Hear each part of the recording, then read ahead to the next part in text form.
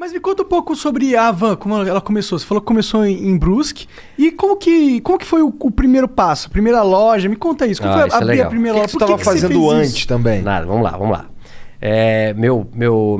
Meus avós foram operários numa fábrica. Meus pais foram operários numa fábrica. E eu fui operário na mesma fábrica durante 7 anos. Eu me lembro que na nossa época, eu tenho 58 anos de idade, né? E na época todo mundo entrava com 14 anos de idade a trabalhar, que também não morria ninguém.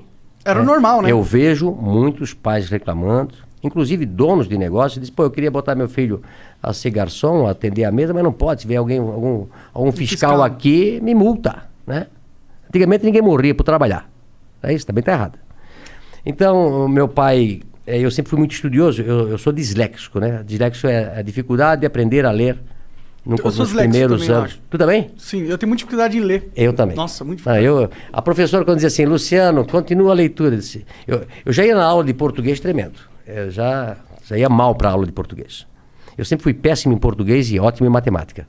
Eu sempre aprendi a multiplicar e a somar. Dividir. Essa é boa, né? Eu sempre aprendi muito. Essa é boa, né? É somar e multiplicar. Dividir e diminuir, não aprendi nada. Agora, eu era péssimo em português. E não entendia, porque se eu era bom em matemática e não era burro, né? Por que quando eu ia na aula de português, aquilo me passava mal, amanhã tem aula de português. E aí a professora, eu acho que na 5ª série, 6ª série, a professora disse, Luciano, continua a leitura. Eu não ia, não.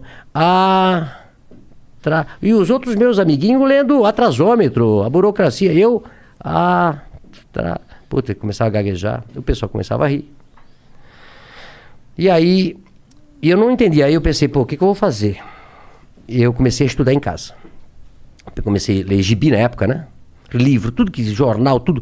Eu vou tentar aprender a ler para eu não passar vergonha na coisa.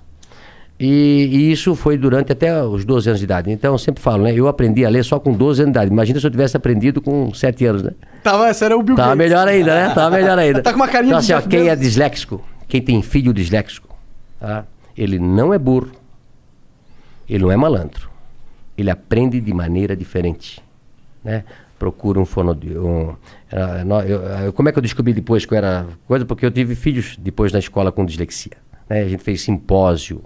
A nossa cidade tem colégio, a Cultura, que é especializado em quem é disléxico, né? Os Estados Unidos tem escola para disléxico, onde todo mundo é disléxico. Recentemente eu recebi um Tudo audiobook. Não, aprende através do silábico. Entendi. Beabá. Hoje é construtivismo, você aprende a ler a letra inteira. Uhum. Isso é um erro do Brasil aí, tem que mudar essa... O Brasil é assim, acho que a França é assim, a parte oeste americana é assim, que aprende menos do que o silábico. Pode crer. Tá? Então, aí a gente mandou professores para Curitiba para ensinar meus filhos a ler de maneira... Não, homeschooling não pode, cara. Crime. É crime, homeschooling não pode. Não pode, você não pode ter o seu filho estudar. Ele tem que estudar só naquela escola quadrada que o Estado fez. Não pode ter outro tipo de escola, não pode, hein, cara. Mas hoje tá mudando. E eu digo para você, quem tem um filho disléxico ou um filho que tem... Esse filho pode virar um problema no adulto, porque ele foi marginalizado na escola, né? E eu, graças a Deus, depois aprendi e tal. Mas eu saí, então, de pais operários. Eu comecei numa fábrica também. O que a fábrica fazia? Fábrica tecidos. Fábrica Renault. Uma fábrica de tecidos de centenas de anos. Todo mundo lá em Brusque trabalhou na fábrica Renault. Ela eu comecei lá. Será?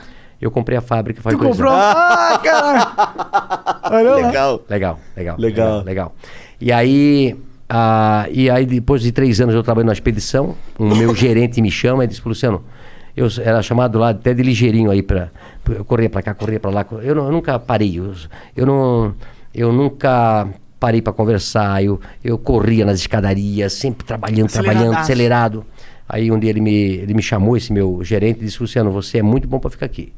Eu te arranjei um emprego de vendedor, lá no outro lado. Tu não queres ir pra lá? Eu disse, vou pra lá. Aí me encontrei. Até hoje eu sou um vendedor. Adoro pessoas, adoro vender, né? E aí depois montei a van com apenas um colaborador do tamanho dessa sala aqui. Tua sala aqui é do tamanho da minha loja que eu comecei. Caramba. O que tu tava pensando quando tu criou a van? Não tô falando assim, não tô falando do que tu ia vender, não. Tô falando... porque assim, a van tem toda uma identidade, né? Isso veio depois... Não veio nessa primeira loja? Não, a loja num bairro, né? Aliás, antes de começar a van, como eu fui vendedor, eu passei a vender tudo o que se fabricava na loja, na empresa, que era uma empresa de 5 mil colaboradores, grande. E também o carro da diretoria, a sucata, tudo que tinha na van, era eu que na Renault na época, sim. eu vendia. Até achei, eu tô com um diretor que está lançando um livro na semana que vem, tem 80 e poucos anos, e ele conta no livro uma história que aconteceu. Ele tinha um Galaxy, você lembra do Galaxy? Carro? Um carro, Galaxy. Por exemplo, no Brasil tinha 5, 6 carros. Um Galaxy, um Opala, uma Kombi e um Fusca. Pode crer. Certo? Né? E na época, os diretores tinham um Galaxy. Né? E aí, quando ele comprou um outro Galaxy, sobrou um Galaxy lá para vender. E quem chamaram? O Luciano, para vender o Galaxy. Né? E aí, eu sabia que tinha um cara em Brusque que tinha um Galaxy, mas não tinha ar-condicionado. Eu disse, eu vou ganhar 2 vezes isso aqui. Né? Eu disse pro dono do carro, vamos vender o ar-condicionado, que vale uma fortuna, e depois nós vendemos o Galaxy. Né? E fizemos isso. Arranjei, vendi pro... E o cara era bem gordo, Telmo Rosinski, que eu nunca me esqueço, lá de Brusque, bem gordo. Então, eu vendi o ar-condicionado, tirei o ar-condicionado, vendi o ar-condicionado quase com o preço do Galaxy, e depois vendi o Galaxy. Foi um sucesso. Né? Até hoje eu não esqueço disso. Né? Então, assim, depois disso, eu montei primeiro uma tecelagem de toalha, em 1984, com 22 anos de idade. Da hora. 22 anos de idade. E depois eu montei a van. Por que você tinha esse negócio de montar empresa? Porque seu pai e sua mãe eles eram operários. Eles tinham alguma coisa de montar empresa, né? Dentro deles? Não. E meu pai dizia assim, Luciano, eu começava das 7 da manhã às 5 da tarde. E meu pai trabalhava das 5, 1h30. E aí, antes de eu ir para o escritório onde eu trabalhava, eu passava no lugar que meu pai trabalhava, que era um subsolo. Trabalhou 42 anos num porão. Meu pai. Caralho. 42 anos. Vitamina D faltava bastante. Pô, coitado. E aí, eu dizia, pai, agora eu vou montar uma empresa para mim. Ele disse, estás doido, Luciano? Eu tô aqui a vida toda de operário. Tu já tá naquele escritório bonito ali. Fica ali, o emprego teu é bom. Olha só, pai passou a vida toda aqui. Disse, não, pai, eu vou montar um negócio para mim. Mas da onde você tinha isso? Por que você queria montar? Você tinha eu acho que feeling... como é que vocês montaram esse negócio aqui? Eu vi os gringos fazendo. É igual, né? Conhecimento. Eu digo que o conhecimento vale mais do que um diploma. Não é isso? Total. Não é a faculdade que vai fazer. É o teu conhecimento, a tua força de vontade. E eu disse, pai, eu vou montar uma tecelaginha e vai dar certo. Aí montei uma tecelaginha, depois tirei meu pai da fábrica e botei ele a trabalhar comigo. Que da hora. Esse deve ter sido um dia da hora. Mas você já pagando salário pra ele ou ele foi com uma aposta? Claro. Assim? Não. Eu fiquei um pouquinho melhorzinho, né? Entendi. Porque no começo, eu até falo hoje sobre ser empresário, né? Eu soube que aqui vocês também, quando começaram, dá prejuízo. Não, porra. 2 anos de prejuízo. Tu começa, não tem hora pra trabalhar, não tem dia pra trabalhar, não paga hora extra pra gente, e muitas vezes dá prejuízo. E muitas vezes você quebra e perde tudo que tinha. É verdade. Então, como eu tinha 22 anos de idade, eu vou tentar. Não tinha namorado, não tinha casado ainda, nada. E a tecelagem foi muito bem. Tirei meu pai da fábrica. E aí depois, 2 anos depois, montei a van. 1986, com 24 anos. Eu e Vanderlei. A van. Hang e Vanderlei. Um sócio que eu tive durante 5 anos. Entendi. Mas o que aconteceu com a tecelagem? Ela cresceu? Não, aí a tecelagem trabalhei durante até 90 e pouco, uns 10 anos. Tendo a van junto. Junto, né? Entendeu? E depois eu vendi a tecelagem. Entendi. Quem que era esse seu sócio aí do começo? Vanderlei. Quem que... Era um supervisor de vendas que trabalhava comigo na Renault. Entendi. Aí ficamos 5 anos juntos, separamos, ele tem a empresa dele hoje e a van continuou.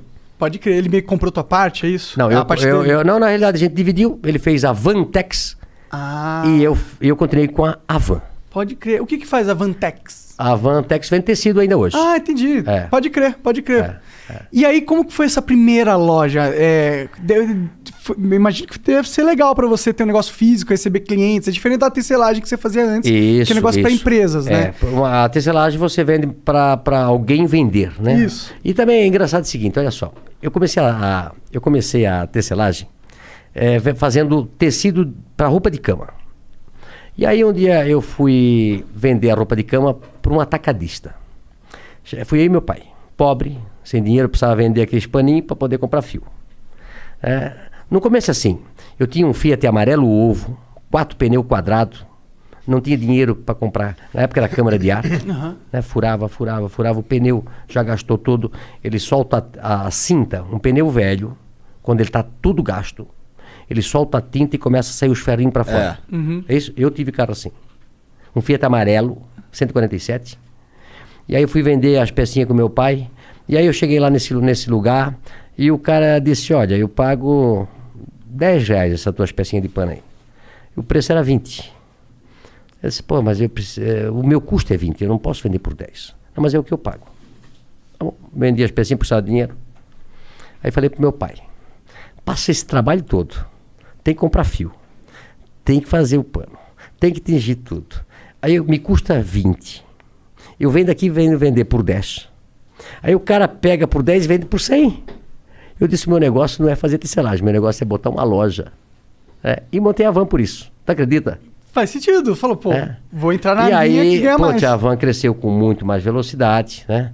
E aí de uma loja de um funcionário, comecei com um funcionário, passei 3 anos depois para uma loja de 3 mil metros quadrados, e depois era tanto movimento que a gente fez a primeira Van com a fachada da Casa Branca. Mas, pô, me conta um pouco mais sobre a primeira loja. O que você vendia exatamente nela? Nós montamos a primeira loja e nós vendíamos tecido, em metro, tecido. Tecido em metro. Tecido. Como eu era vendedor de tecido, né? Aí eu montei a loja de tecido, e aí Brusque se tornou um polo de confecção, ainda é hoje. Hoje, Santa Catarina é o maior polo têxtil do Brasil, passou São Paulo. O maior produtor têxtil do Brasil é Santa Catarina. E nós, lá na época, em 86, montei um atacado para vender para confecções, que começaram a vir ônibus para nossa região para comprar. Por isso que eram vários ônibus. Isso. E aí a gente começou a vender tecido naquela lojinha, aí montou a loja de 3 mil metros, depois montamos uma loja... Essa de 3 mil metros era o quê? Só tecido também? Só tecido também. Aí depois comecei com cama, mesa e banho, aí fiz a loja de 8 mil, aí quebrou uma empresa próxima, a gente comprou, aí quebrou depois um shopping e hoje nós temos 55 mil metros quadrados, é a maior loja do Brasil. Talvez a maior loja da América Latina. Que da hora. Tem 3 salas de cinema, 2 praças de alimentação. Nossa, é um shopping. É um shopping, literalmente. Só que você compra tudo num só lugar, né? Como vocês conhecem lá de Curitiba. Quando que deu esse pulo de tecido pra ter tudo, móvel, talher, roupa? Isso foi aumentando a loja, a gente foi escutando os clientes, aí começamos a botar cama, mesa e banho, aí começamos a botar tapete, aí depois... olha só como é que as coisas. Aí começa a namorar com a Andréia, aí foi passando os anos, ela vai ficar louca comigo que eu vou falar. Vai, eu quero ouvir agora. Aí ela Como chegou... É teu nome, cara? Lucas. É a cara do Lucas. A cara do Lucas. Caralho. Aí um dia a André disse, olha, já estás me enganando aí faz 6 anos. Tem que casar. Eu disse, não tenho tempo. Tem que trabalhar 24 horas por dia. É uma loucura. Tem dia 150 horas por dia. É uma loucura, Tu tava lá na frente, na loja direto. Não, direto. Eu ia dormir 1, 2, 3 horas da madrugada, porque eu importava muito na época da Coreia e tal. E lá é o inverso. Sim. Né? Então eu ia dormir muito tarde. E no dia seguinte acordava cedo. E não conseguia, sábado, domingo, feriado. Aí eu disse, não, mas tem que casar. Eu pensei, sempre vou casar no inverno, para se fazer uma festa, é frio, né? Não vou casar no verão.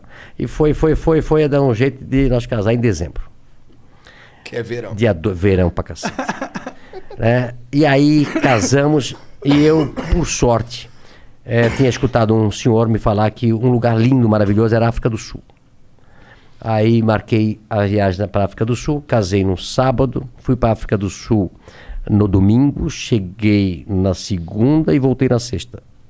Ou seja, fiquei 3 dias na África do Sul. Lua de mel rapidinho. Rapidinho.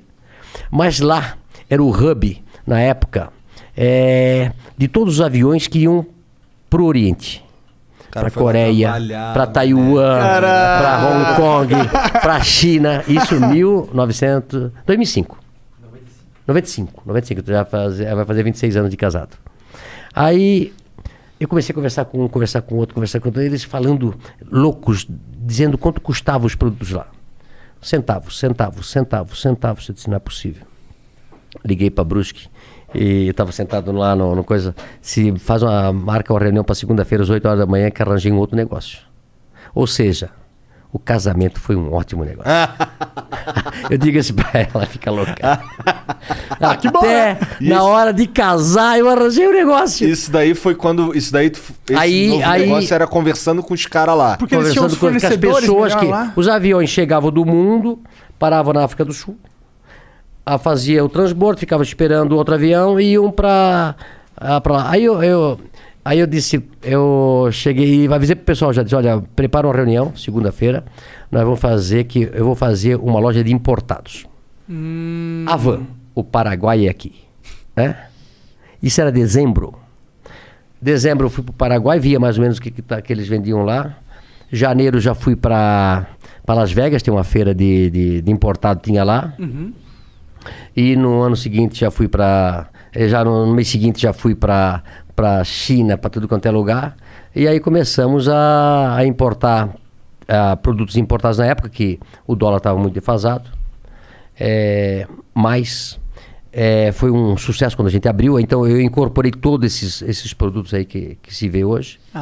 Foi nessa época aí. Foi do caraca, o cara tirou do casamento a van moderna. Mas tu sabe de uma coisa?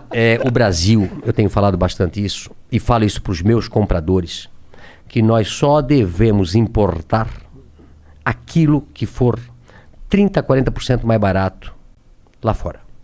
Tentar comprar tudo que for possível no Brasil. Nós temos que gerar emprego no Brasil. E sabe por que a gente não gera mais emprego no Brasil? Tem algumas... Por causa dos impostos. Né? Bom, nós temos a maior carga tributária do mundo. O Brasil, na década de 80, de 70, exportava tudo. Exportava louça, exportava toda a indústria nacional, exportava para o mundo todo. E por que nós fomos perdendo competitividade? Lá atrás, a carga tributária era 18, 20, 22, 24.